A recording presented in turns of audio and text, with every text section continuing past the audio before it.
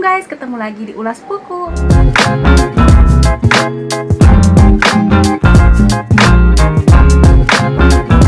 Udah lama banget kita nggak ulas buku, dan ini adalah konten pertama aku di bulan Desember. Dan beberapa konten sebelumnya sih aku udah pernah nyeritain atau ngebahas sebuah buku yang membahas isu soal child free. Nah, supaya berimbang, aku hari ini akan membahas sebuah buku yang kontennya juga tentang marriage life dengan sudut pandang pasangan suami istri yang berusaha keras untuk memiliki anak. Jadi perjalanan memiliki anaknya itu panjang banget sampai membutuhkan banyak banget pengorbanan, luka, derita, dan lain-lain. Dan buku ini berangkat dari kisah nyata. Langsung aja aku tunjukkan apa bukunya. Ini dia, I Am Sarahza, karyanya Hanum Salsabila dan Rangga Almahendra. Bercerita tentang bukunya, seperti yang sudah aku jelaskan sebelumnya, ini ditulis oleh dua orang, yaitu mereka adalah sepasang suami istri yang mungkin namanya juga udah sering kalian dengar. Mereka berdua ini adalah public figure. Yang satu adalah Hanum Rais, yang mungkin kita familiar dengan karyanya yang judulnya 99 Cahaya di Langit Eropa. Nah, di sini juga dia menulis bersama suaminya, yaitu Rangga Almahendra. Sebagaimana di buku-buku sebelumnya, buku ini juga ditulis oleh mereka berdua, dan to be honest, ini adalah buku pertama yang aku berhasil selesaikan. Mungkin ini kisahnya lebih personal kali ya, jadinya nggak terlalu traveling atau menjelajahi sebagaimana buku-buku sebelumnya. Ini mengambil sudut pandang baru ketika mereka berdua ini menjelaskan kehidupan pernikahan mereka. Nah, kehidupan pernikahan mereka ini diwarnai oleh perjuangan-perjuangan ketika ingin bercita-cita memiliki anak dan ingin menjadi orang tua. Di buku ini ada 11 bab yang terdiri dari 11 tahun pernikahan. Ini merefleksikan 11 tahun pernikahan, dan mereka menceritakan bab per babnya atau tahun per tahunnya, menceritakan momentum apa aja yang mereka hadapi dan bagaimana mereka melampaui apa yang terjadi halangan mereka, terus ujian-ujiannya, apakah mereka pernah putus asa. Nah, di sini diceritain dalam buku ini. Sebagaimana ini buku yang tentang marriage life, di sini juga dijelasin pertama kali ketika sepasang suami istri ini bertemu. Kayak gimana sih sebenarnya sampai seorang Hanum Rais yang anak dari pejabat gitu, Mbak Hanum ini gimana bisa memutuskan untuk menikah dengan suaminya, yaitu Mas Rangga Almahendra.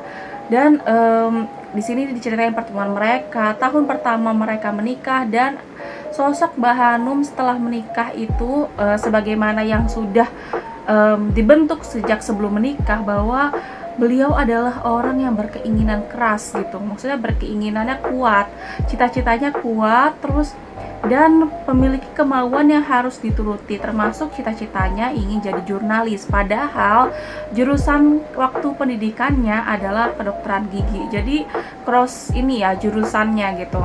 Dan karena cita-cita yang sudah diraih oleh dia di depan mata, Mbak Hanum ini memutuskan untuk mengorbankan yang lain-lain, termasuk waktu itu sempat mencetuskan kalau dia nggak punya anak juga nggak apa-apa deh gitu. Dari situlah suaminya merasa kayak mulai menego tipis-tipis, termasuk ketika suaminya dapat beasiswa untuk pergi ke Austria.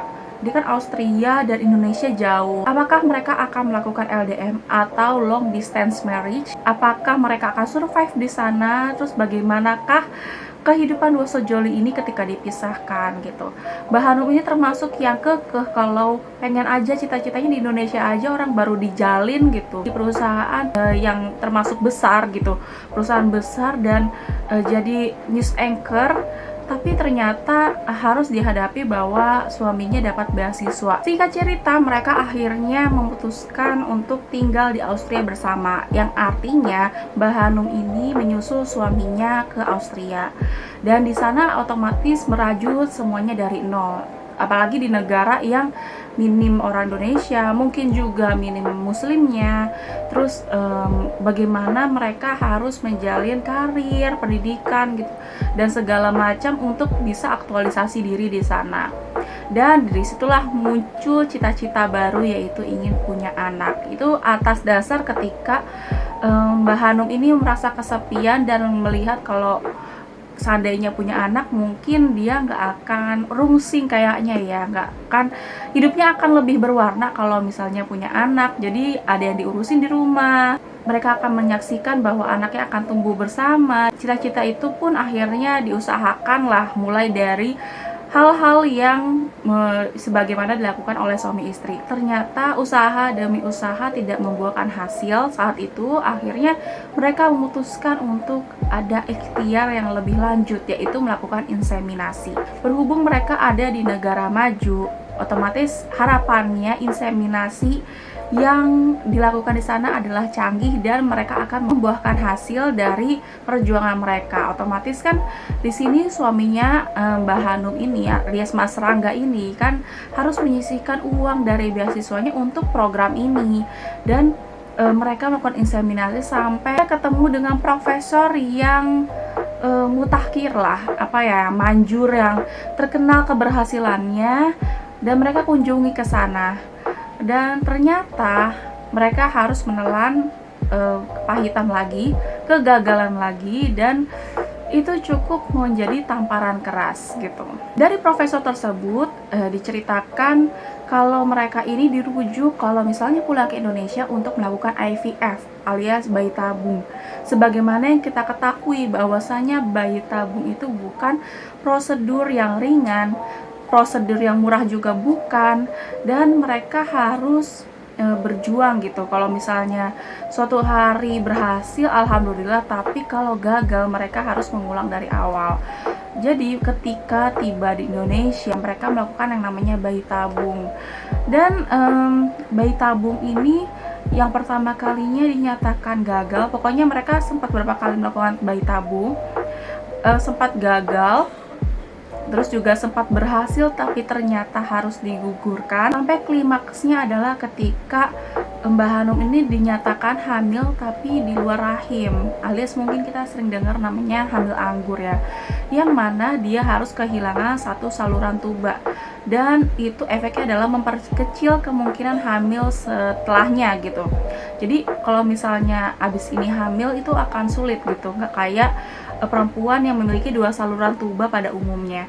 Dan ini jadi ilmu juga sih buat aku. Wah, ternyata konsekuensinya seperti ini sebagai perempuan. Nah, ternyata di situ adalah klimaksnya. Kenapa aku bilang klimaks? Karena perjalanan Mbak Hanum ketika habis divonis kehilangan satu saluran tuba membuat dia jadi putus asa, depresi, jadi marah sama Tuhan gitu, dan kehilangan arah. Dan inilah di sini badai-badai rumah tangga gitu ya. Mas Rangga sebagai suami ini merasa kayak kehilangan sosok Mbak Hanum gitu. Ini adalah dampak psikologis dari perempuan yang belum memiliki anak dan apalagi telah menghadapi kegagalan berkali-kali termasuk yang ini. Dan dari sinilah muncul nasihat dari ayahnya, yaitu Profesor Amin Rais. Aku merasa ini bisa banget dijadiin notes, karena meskipun kita dalam kondisi yang mungkin tidak seberat Mbak Hanum atau mungkin lebih berat dari Mbak Hanum, kita bisa mengaplikasikan nasihat ini dan bisa menjadi pedoman kepada kita ketika kita merasa gak ada pegangan dalam hidup. Pertama, teman-teman, sebagaimana muslim ya, mungkin kita udah sering banget dengar nasihat ini, dan ini bisa jadi reminder banget sih buat aku. Pertama adalah untuk menjaga sholat. Sebagaimana muslim, kita harus menjaga sholat karena sholat itu adalah tiang agama. Dan di sini yang notable banget buat aku adalah ketika profesor itu bilang, kalau seandainya kita bergerak untuk sholat itu atas dasar kebutuhan, bukan karena kewajiban, kayak ada penggerak hati bahwasanya kita tuh nggak sabar mau sholat gitu, berarti tandanya sholat kita udah bener. Dan oke, ini kadang-kadang buat aku yang imannya sering banget down, ini kata-kata ini harus diingat terus gitu. Terus yang kedua adalah jangan lupa untuk baca Al-Quran, karena Al-Quran di situ adalah pedoman, dan ketika semua orang terasa menjauhi kamu, Al-Quran adalah sahabat terbaik kamu. Yang ketiga adalah zikir di waktu luang. Zikir adalah sarana untuk menyucikan hati atau antidepresan yang terbaik kalau menurut Profesor Amin Rais, dan itu sudah dibuktikan oleh dirinya sendiri ketika berada di masa-masa kelam gitu. Zikir favoritnya adalah tahlil dan istighfar. Jadi dengan begitu lambat laun sembuh gitu, jadi hidupnya tidak terkepung dengan kegelapan lagi. Dan yang terakhir adalah sedekah. Ini kan sebenarnya 4 poin ini gitu, 4 tadi yang aku sebutkan sebelumnya, sholat, Al-Quran, terus zikir dan sedekah, mungkin kita sering banget dengerin di kajian-kajian dan sering diulang-ulang. Tapi waktu aku denger di sini dan di momen ketika Mbak Hanum ini ada di posisi yang dark banget, bahkan aku sampai ngerasa relate, padahal aku belum pernah ngerasain seperti itu. Aku ngerasa kayak momennya pas, cara penyampaiannya pas, dan mudah-mudahan selalu aku ingat ketika kapanpun gitu, entah ada masalah atau enggak, posisinya sedang happy atau sedih, mudah-mudahan nasihat ini selalu aku ingat. Anyway, kalau mau ngomongin spesifikasi buku ini, kira-kira tebelnya sekitar 370 halaman. Ada 11 bab yang sudah aku sebutkan sebelumnya, dan di sini terbitan pertamanya itu tahun 2018, dan surprisingly aku baru baca di tahun 2021 dan masih relate. Cerita ini juga dibagi dalam 3 POV atau point of view orang pertama, yaitu ada Mbak Hanum, ada Mas Rangga, dan ada Sarahza. Jadi Sarahza ini direfleksikan kalau dia posisinya ada di Lauhul Mahfuz dan menunggu saat-saat ia lahir dari rahim ibunya. Kata-kata Sarahza itu menurut aku tuh keren banget gitu. Kita nggak pernah bayangin seorang bayi di Lauhul Mahfuz sana, ruh gitu ya, belum berbentuk badan tubuh, sedang menunggu dipanggil oleh malaikat masuk ke dalam perut atau rahim seorang perempuan. Itu aku merasa tergetar sih gitu. Teknik penulisnya Mbak Hanum ini keren banget, masuk ke hati, bahkan menurut aku recommended banget sih kalau buat dibaca. Kesan dalam buku ini, aku beberapa kali nangis di beberapa part, ngerasa relate banget dengan apa yang terjadi dengan Mbak Hanum, padahal aku belum ada di keadaan seperti itu. Aku suka banget dengan karakter Mbak Hanum yang fighter, pejuang, punya cita-cita yang besar, optimis, dan menggebu-gebu gitu. Aku ngerasa relate banget, dan ini berangkat dari sebuah kisah di mana sebenarnya dia sempat mencetuskan nggak pengen punya anak. Jadi manusiawi banget ketika keceplosan sesuatu yang sebenarnya akan disesali pada ujungnya gitu. Terus dari situ ternyata Allah membalikkan hatinya, ingin punya anak sampai harus berjuang bertahun-tahun. Momen ketika beliau depresi, terus momen ketika beliau sedih, itu yang aku notes adalah peran suaminya gitu. Peran suaminya ini bener-bener, andaikan mungkin laki-laki lain mungkin tidak sebaik Mas Rangga kali ya, yang selalu ada di samping Mbak Hanum gitu. Karena ini kondisinya bukan kondisi yang mudah, bukan kondisi yang ringan juga gitu. Dan peran suami yang soleh itu sangat diperlukan untuk sama-sama bisa melampaui masalah yang mereka hadapi seberat apapun. Jadi setiap kali mereka ada di masalah yang kecil atau di masalah yang berat, mereka tahu kemana harus mereka mengadu. Begitu juga dengan peran orang tua Mbak Hanum, peran orang tua dari Mas Rangga, yang aku note banget itu sangat family banget ya, family priority banget. Termasuk ketika momen dimana perjuangan Mbak Hanum memperoleh Sarahza ketika pada ujungnya gitu. Itu juga berkat perjuangan dari ibunya Mbak Hanum yang telaten untuk samai Mbak Hanum selama perjuangan. Oh ya, yang aku notes di sini adalah kita mungkin ngerasa kali ya Mbak Hanum dan Mas Rangga ini orang yang berprivilege gitu, orang yang memiliki kemampuan untuk bayar program, atau orang memiliki kemampuan untuk dapat kesempatan untuk berobat ke sana sini, berobat yang paling mahal sekaligus, ketemu profesor yang paling canggih sekaligus gitu, apalagi datang dari keluarga yang mampu gitu.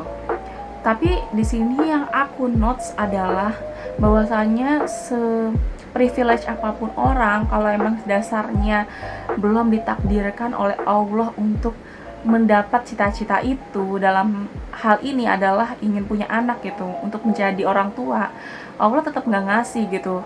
Akan ada waktunya ketika Allah ngasih. Dan poinnya di sini adalah mau nggak sih kita maju lagi meskipun sebelumnya udah babak belur banget. Mau nggak sih kita tetap semangat untuk menjalani meskipun kita tahu kalau misalnya segala sesuatu itu kehendaknya Allah. Itu dalam kondisi di luar ini ya, di luar misalnya memiliki anak, kondisi apapun yang butuh perjuangan, itu kayaknya perlu deh mental seperti ini. Dan menurut aku itu adalah kelebihan dari buku I Am Sarahza ini. Oke, sekian dari aku. Terima kasih banyak untuk nonton video ini.